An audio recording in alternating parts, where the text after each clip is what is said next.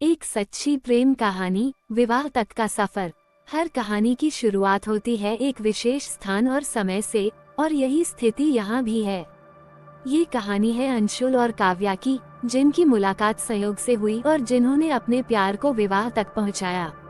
अंशुल और काव्या की पहली मुलाकात कॉलेज के पहले दिन हुई थी। अंशुल एक मध्यम वर्गीय परिवार से था, जो अपनी मेहनत और लगन से इंजीनियरिंग की पढ़ाई कर रहा था। काव्या एक प्रतिष्ठित परिवार से थी, जिसकी दिलचस्पी कला और साहित्य में थी। कॉलेज के पहले दिन जब वे दोनों एक ही क्लास में बैठे थे, तो उनकी आंखें मिली और जैसे समय थम गया। शुरुआती मुलाकात के बाद अंशुल और काव्या के बीच दोस्ती की शुरुआत हुई। वे दोनों एक दूसरे के पूरक थे। अंशुल का तार्किक दृष्टिकोण और काव्या की रचनात्मकता ने उन्हें एक दूसरे के करीब ला दिया। वे साथ में पढ़ाई करते, लाइब्रेरी में घंटों बिताते और कॉलेज कैंपस में घूमते। धीरे धीरे उनकी दोस्ती गहरी होती गई और वे एक दूसरे के प्रति अपनी भावनाओं को समझने लगे। अंशुल ने पहली बार काव्या के प्रति अपने प्यार का इजहार कॉलेज के वार्षिक उत्सव के दौरान किया। वह जानता था कि काव्या के लिए यह महत्वपूर्ण क्षण था और उसने उसे अपने दिल की बात कह दी। काव्या भी अंशुल के प्रति अपने प्यार को महसूस कर रही थी और उसने भी अपने दिल की बात कह दी। हालांकि हर प्रेम कहानी में कुछ न कुछ संघर्ष होते हैं। अंशुल और काव्या के मामले में ये संघर्ष उनके परिवारों के विचारों और सामाजिक स्थितियों से था। अंशुल का परिवार सामान्य मध्यम वर्गीय था, जबकि काव्या का परिवार प्रतिष्ठित और अमीर था। काव्या के माता पिता को ये रिश्ता स्वीकार्य नहीं था। जब काव्या के माता पिता को उनके रिश्ते के बारे में पता चला, तो वे नाराज हो गए और काव्या को अंशुल से मिलने से मना कर दिया। काव्या और अंशुल ने अपने परिवारों को समझाने की कोशिश की, लेकिन उनके प्रयास बेकार साबित हुए। काव्या के माता पिता ने उसकी शादी एक धनी परिवार के लड़के से तय कर दी। इस संघर्ष ने अंशुल और काव्या के रिश्ते को और मजबूत बना दिया। वे दोनों ने तय किया कि वे एक दूसरे के बिना नहीं रह सकते। उन्होंने मिलकर योजना बनाई कि वे कैसे अपने परिवारों को समझा सकते हैं। इस बीच काव्या के माता पिता ने उसकी शादी की तैयारियां शुरू कर दी।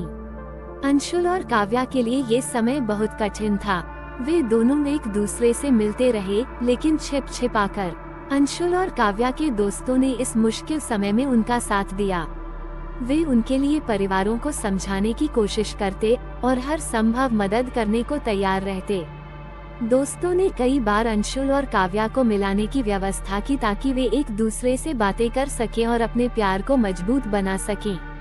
अंशुल और काव्या ने अपने अपने परिवारों को मनाने के लिए हर संभव कोशिश की। अंशुल ने अपने माता पिता को समझाया कि काव्या के बिना उसका जीवन अधूरा है। वहीं काव्या ने अपने माता पिता को यह विश्वास दिलाने की कोशिश की कि अंशुल एक अच्छा इंसान है और वो उससे सच्चा प्यार करती है। लेकिन परिवारों के विरोध के बावजूद उनकी बातें बेअसर साबित हुईं।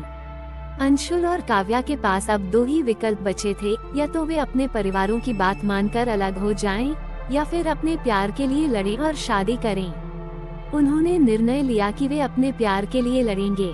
एक दिन जब काव्या के माता पिता घर पर नहीं थे, अंशुल और काव्या ने अपने दोस्तों की मदद से भागकर शादी करने का निर्णय लिया।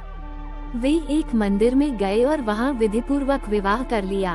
विवाह के बाद अंशुल और काव्या ने मिलकर अपने जीवन की नई शुरुआत की। उन्होंने परिवारों को समझाने का प्रयास जारी रखा।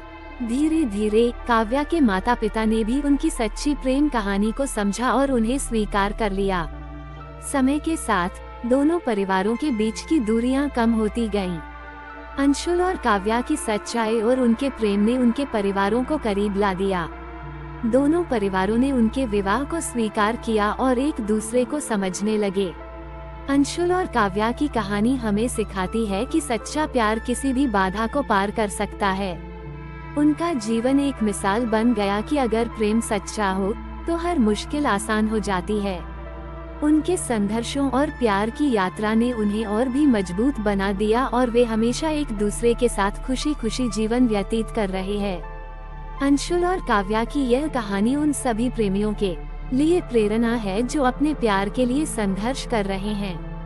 ये कहानी बताती है कि सच्चे प्रेम की कोई सीमा नहीं होती और अगर दिल से चाहो तो हर मुश्किल को पार किया जा सकता है। उनका जीवन ये साबित करता है कि प्यार सबसे बड़ी ताकत है जो हर कठिनाई को जीत सकती है।